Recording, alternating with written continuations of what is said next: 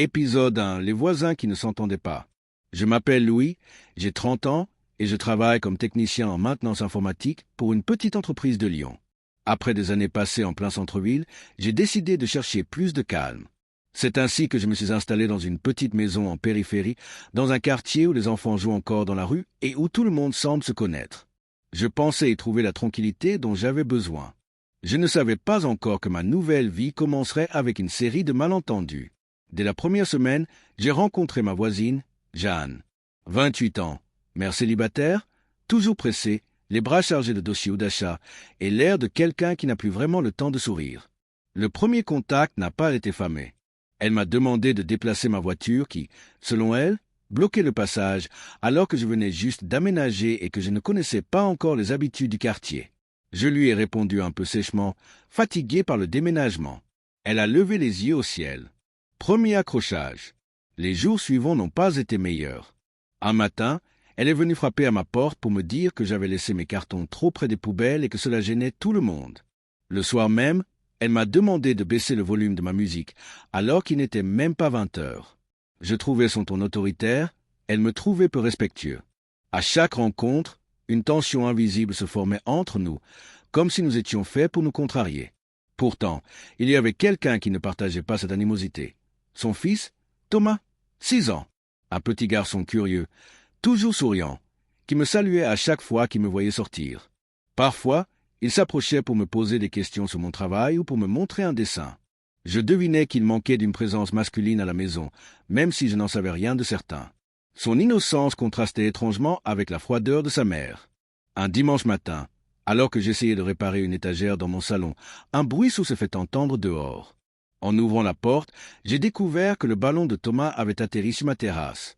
Il est arrivé en courant, essoufflé, et s'est arrêté net en me voyant, comme s'il craignait de me déranger. Je le lui ai rendu avec un sourire, ce qui a semblé le rassurer. Jeanne, elle, a surgi quelques secondes plus tard, l'air contrarié, pour s'excuser presque à contre-cœur. Encore une fois, le ton n'a pas été bon. C'est étrange comme certaines relations commencent par des frictions. À ce moment-là, je ne pouvais pas imaginer que cette femme, qui semblait constamment sur la défensive, ferait un jour partie essentielle de ma vie. Je voyais juste une voisine compliquée, quelqu'un avec qui je n'avais rien en commun. Et pourtant, quelque chose dans son regard fatigué me surprenait parfois, comme si elle portait plus de choses qu'elle ne voulait le montrer. Je retournais à ma routine, essayant de l'éviter pour éviter les conflits. Mais la vie de quartier est ainsi faite. On finit toujours par se croiser, se parler, se heurter. Je ne savais pas encore que notre histoire commencerait réellement par une phrase prononcée par un enfant. Pour l'instant, nous n'étions que deux adultes qui ne se comprenaient pas, enfermés dans nos habitudes et nos jugements rapides. Épisode 2. La phrase qui a tout changé. Les jours passaient, et malgré nos échanges tendus, la routine du quartier continuait de tisser des liens invisibles entre les habitants. Je voyais Thomas presque chaque matin avant de partir travailler. Ils jouaient seuls dans le petit jardin devant leur maison pendant que Jeanne s'affairait à préparer leurs affaires. Elle me saluait parfois d'un bref signe de tête, toujours pressée, toujours concentrée sur quelque chose d'invisible. De mon côté, je faisais de mon mieux pour rester poli sans provoquer de nouvelles frictions. Rien ne laissait penser qu'un véritable changement était possible. Un mercredi après-midi, en rentrant plus tôt du travail, j'ai entendu des pleurs en provenance de la rue. En m'approchant, j'ai vu que le petit avion en papier de Thomas était coincé dans un buisson, beaucoup trop haut pour lui. Il tirait dessus avec détermination, mais la branche pliait sans jamais lâcher. Je l'ai appelé doucement et s'est retourné avec les yeux brillants. Je me suis penché et ai dégagé l'avion sans effort. Quand je le lui ai tendu, il a levé la tête vers moi, hésitant, comme s'il voulait dire quelque chose d'important. Puis, d'une voix tranquille, presque instinctive, il a murmuré les mots qui allaient tout bouleverser. « Maman ressourit quand vous êtes là. » Je suis resté figé. Ce n'était pas une phrase d'enfant prononcée au hasard. Il l'avait pensée, peut-être même répétée avant de la dire. Son regard était sérieux, sincère. Je ne savais pas quoi répondre. Je me suis contenté d'un léger sourire, mais en moi quelque chose s'était déplacé, comme si une porte s'ouvrait pour la première fois. À ce moment précis, j'ai entendu des pas dans l'allée. Jeanne arrivait, les clés encore à la main, essoufflée de sa journée. Elle s'est arrêtée en nous voyant ensemble et a rougi très légèrement, ce qui ne lui arrivait jamais. Elle s'est excusée pour le dérangement, puis a remercié Thomas sans vraiment comprendre ce qui venait de se passer. Mais moi, je sentais que quelque chose avait changé dans son attitude. Un voile, un mur, je ne sais pas. Quelque chose s'était adouci. Ce soir-là, en rangeant mes affaires et en préparant le dîner, je n'arrivais pas à me sortir cette phrase de la tête. Je me suis surpris à repenser aux expressions de Jeanne, à ces moments où elle semblait moins dure, presque fragile. Peut-être que je m'étais trompé sur elle. Peut-être que nos accrochages n'étaient que le résultat de deux solitudes qui se heurtaient. Le lendemain, Jeanne est venue frapper à ma porte. Pas pour se plaindre, non. Simplement pour me remercier d'avoir aidé Thomas et pour s'excuser si elle avait été trop brusque ces dernières semaines. Sa voix tremblait légèrement, comme si cet aveu lui coûtait quelque chose. J'ai accepté ses excuses en riant doucement, et elle a souri pour la première fois. Un vrai sourire, simple et clair. Ce sourire-là, je m'en suis souvenu toute la journée. Ce fut le début d'un changement discret mais profond. Nous avons commencé à échanger quelques mots en sortant de chez nous, à parler du temps, du travail, de l'école de Thomas. Ce n'était encore rien d'extraordinaire, mais c'était la première fois qu'un dialogue réel s'installait entre nous. Je ne pouvais pas imaginer jusqu'où cette phrase d'enfant allait nous mener. Pour l'instant, elle ne faisait que résonner en moi, comme un écho annonçant une histoire que je n'avais jamais prévu de vivre. Épisode 3. Apprendre à se connaître. Après cette fameuse phrase de Thomas et les excuses inattendues de Jeanne, quelque chose s'était installé entre nous. Rien de spectaculaire, rien de vraiment visible de l'extérieur, mais une sorte de calme nouveau, un espace où la méfiance n'était plus aussi lourde. Je me surprenais à écouter si sa porte s'ouvrait quand je sortais des poubelles, à tendre l'oreille quand elle parlait à son fils sur le pas de la maison. Ce n'était pas de la curiosité intrusive, simplement une attention différente, presque instinctive. Un samedi matin, alors que je tentais de fixer une étagère récalcitrante dans mon salon, j'ai de nouveau entendu frapper. En ouvrant, j'ai trouvé Jeanne, hésitante, tenant une boîte à outils dans ses mains. Elle m'a expliqué qu'elle avait voulu installer quelques nouvelles étagères dans sa cuisine, mais n'arrivait pas à stabiliser les supports. Sa voix n'avait rien d'autoritaire cette fois. Elle semblait presque gênée de demander de l'aide. J'ai accepté sans réfléchir. Sa cuisine était petite mais chaleureuse, remplie de dessins de Thomas et de petites plantes qu'elle essayait visiblement de maintenir en vie malgré son emploi du temps chargé. Pendant que je fixais les supports, Jeanne rangeait distraitement et parlait de son travail à l'hôpital, de ses gardes trop longues, de ses nuits courtes. Elle n'avait jamais évoqué sa vie auparavant. Je découvrais une femme beaucoup plus douce que celle que j'avais imaginée, fragile parfois, mais déterminée malgré tout. À un moment, la planche m'a échappé et nous avons tous les deux éclaté de rire. Un vrai rire, simple, naturel, comme si nous nous connaissions depuis longtemps. Cette légèreté-là ne nous était jamais arrivée. L'atmosphère changeait à vue d'œil. Thomas est entré dans la pièce en courant, fier de nous montrer un dessin représentant 3 personnes devant 2 maisons voisines. Quand il m'a vu, il s'est jeté dans mes bras sans réfléchir. Jeanne lui a demandé d'arrêter de déranger, mais son ton était affectueux. Elle-même semblait émue par la scène. Je crois que c'est ce jour-là que j'ai compris que ce petit garçon m'avait déjà fait une place dans son univers. Les semaines suivantes, nos échanges sont devenus plus naturels. Jeanne me saluait avec un vrai sourire, et parfois nous restions discuter quelques minutes devant nos maisons. Souvent, Thomas venait se glisser entre nous, comme si notre présence à tous les deux le rassurait. Un soir, alors que je promenais les poubelles, Jeanne est sortie au même moment. Nous avons parlé de la journée, puis elle m'a proposé d'accompagner Thomas au parc dimanche. Ce n'était pas un rendez-vous, pas officiellement du moins, mais j'ai senti qu'elle surmontait une barrière importante en me demandant cela. Le dimanche, nous avons marché jusqu'au parc. Le vent était doux, et Thomas courait devant nous, libre comme l'air. Jeanne et moi avons parlé de nos passés, de ses difficultés à reconstruire une vie stable après son divorce, de ma solitude parfois pesante. Pour la première fois, elle s'est confiée. Elle m'a avoué qu'elle ne s'attendait pas à m'apprécier autant et que Thomas ne cessait de parler de moi à la maison. Elle avait peur de s'attacher, mais elle ne disait rien de tout cela ouvertement. Je le devinais dans son regard. À la fin de l'après-midi, en raccompagnant Thomas qui s'endormait presque debout, elle m'a remercié de leur avoir offert une journée tranquille, rare dans leur vie. Sa voix tremblait légèrement. J'ai senti qu'un fil invisible venait de se tendre entre nous, fragile mais réel. Ce n'était encore ni de l'amour ni une promesse. C'était simplement le début, le moment où 2 solitudes commençaient à marcher dans la même direction, sans pourtant oser l'admettre. Épisode 4, l'amour qui s'impose. L'évolution de notre relation aurait pu se poursuivre sans heurts, mais la réalité n'est jamais aussi simple. Un soir, après une longue journée au travail, j'ai trouvé Jeanne devant ma porte. Elle semblait nerveuse, le regard durci comme au premier jour. Elle m'a reproché, d'un ton sec, d'avoir trop gâté Thomas en lui offrant un petit kit de bricolage. Elle avait peur qu'il s'attache trop vite, qu'il espère des choses qu'elle ne pouvait pas lui garantir. Ces mots m'ont blessé. J'ai répondu avec maladresse que je n'avais rien fait de mal. La conversation a dégénéré.